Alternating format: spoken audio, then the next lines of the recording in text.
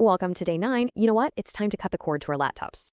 So far, we've been totally tethered to the computer monitor just to see any data.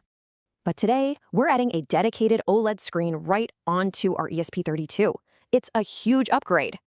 This is what finally makes our project truly portable and completely self-contained. No computer needed.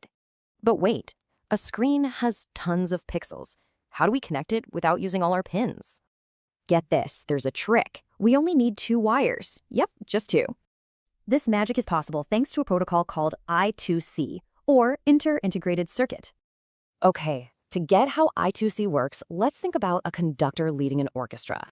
Our ESP32, that's the master device. It's the conductor calling all the shots. And the OLED screen is our slave device. It's the orchestra just waiting for instructions. So the conductor uses 2 tools to talk to the orchestra over those 2 little wires. The first wire, SDA, is like the sheet music. It's telling the orchestra what to play. The second wire, SCL, is the conductor's baton. It tells the orchestra when to play. So remember, SDA is the what? The actual notes. And SCL is the when, the beat. And what's the payoff? Well, we can actually draw stuff now. We're not just blinking LEDs anymore.